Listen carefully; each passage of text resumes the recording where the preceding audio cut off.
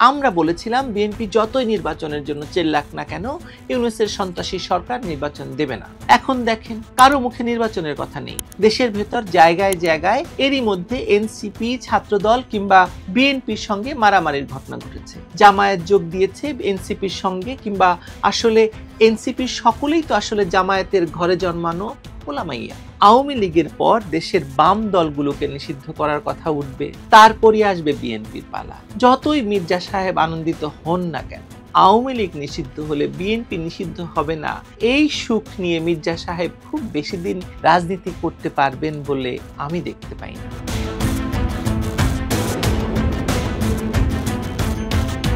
আওয়ামী লীগের কার্যক্রম বন্ধ করা হয়েছে, আওয়ামী লীগ নিষিদ্ধ হয়নি, এটাই এখন বাজারের চলতি কথা। এমনকি কুখ্যাত ইউটিউবারদের আওয়ামী লীগ নিষিদ্ধের উল্লাসের ভিডিওর নিচে গিয়ে লোকজন লিখছে, দুর্মিয়া আওয়ামী লীগকে নিষিদ্ধ করা হয় নাই তো, আওয়ামী লীগের কার্যক্রম বন্ধ করা হয়েছে, যতদিন না বিচার হয় ততদিন পর্যন্ত।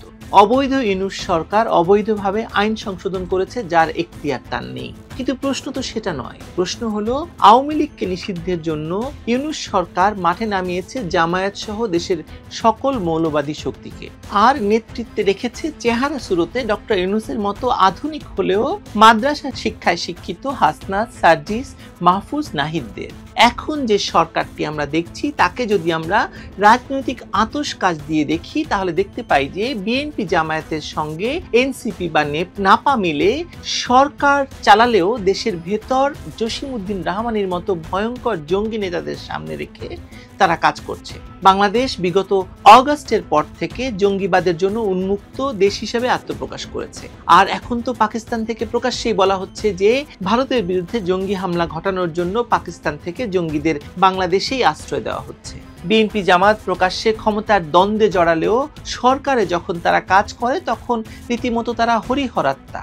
একের গায়ে আঘাত দিলে আরেকজনের গা ফুলে ওঠে, এক মায়ের পেটের দুই ভাই আর কি। এই তো আওয়ামী লীগ নিষিদ্ধের দাবি নিয়ে কালাকে সামনে ঠেলে দিলেও ডক্টর ইউনূসের সরকার চুপে চাপে বিএনপি জামায়াতের সঙ্গেও থেকেছে বা রেখেছে তাদের। বিএনপি কোনো রাজনৈতিক দল নিষিদ্ধের জন্য সরাসরি দায়ী হতে চায় না বলে নিষিদ্ধ হওয়া পর্যন্ত ভাব বাচ্চে কথা বলেছে, কিন্তু যে মুহূর্তে জঙ্গি সরকার নিষিদ্ধ ঘোষণা দিয়েছে সেই মুহূর্তে মির্জা ফখরুল ইসলাম আলমগীর আনন্দ প্রকাশ করেছেন।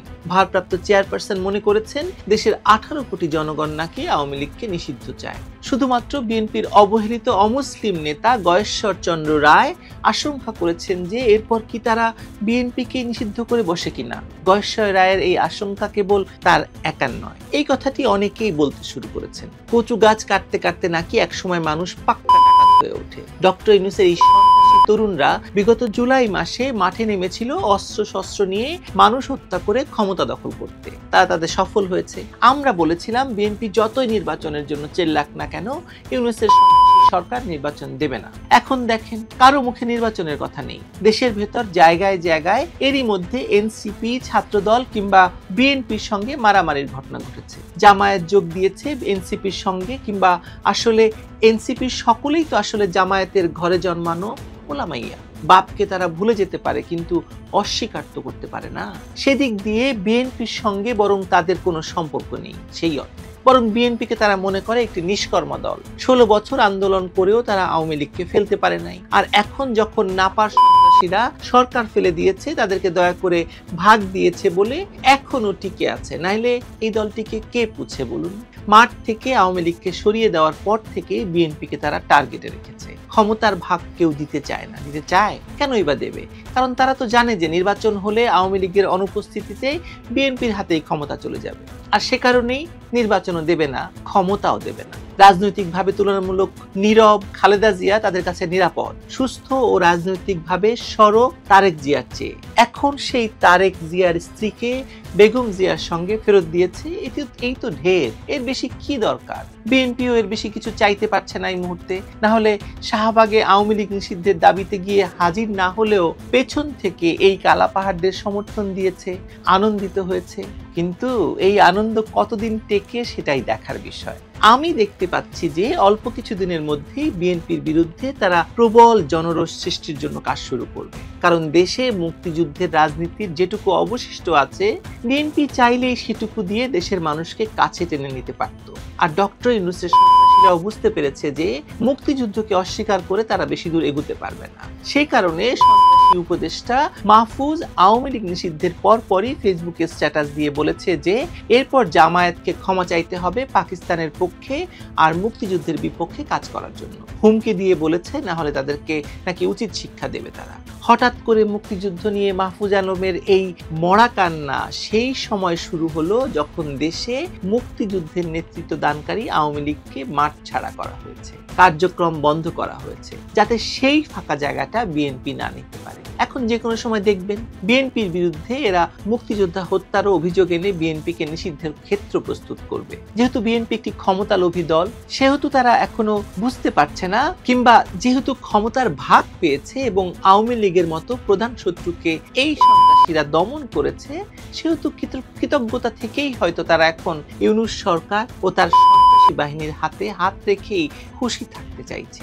এই সুখ বেশি দিন সইবে বলে আমি দেখতে পাই না। আপনি দেখতে পান? বাবু গয়েশ্বর চন্দ্র রায় যেটি দেখতে পেয়েছেন, বিএনপির বাঘা বাঘা নেতাদের সকলের আগে তিনি সেটি বুঝতে পেরেছেন। কিন্তু গয়েশ্বর চন্দ্র রায়ের রাজনীতিও তো চিকন সুতোর উপর দিয়ে হাঁটে সব সময়।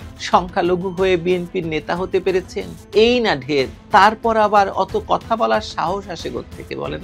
আর তাই তো বাবু গয়েশ্বর চন্দ্র রায়ের কথায় কেউ পাত্তা দিচ্ছে বলে মনে হয় না। কিন্তু কিছু এসে যাক বা না যাক, আওয়ামী লীগের কার্যক্রম নিষিদ্ধ ঘোষণার পর নিষিদ্ধের তালিকায় কার নাম আসে সেটি মূল প্রশ্ন। আমি আরো দেখতে পাই যে আওয়ামী লীগের পর দেশের বাম দলগুলোকে নিষিদ্ধ করার কথা উঠবে, তারপরই আসবে বিএনপির পালা। যতই মির্জা সাহেব আনন্দিত হন না কেন, আওয়ামী লীগ নিষিদ্ধ হলে বিএনপি নিষিদ্ধ হবে না, এই সুখ নিয়ে মির্জা সাহেব খুব বেশি দিন রাজনীতি করতে পারবেন বলে আমি দেখতে পাই না। আপনারা দেখেন কিনা ভেবে দেখুন। যা ভালো মনে করেন। ভালো থাকেন।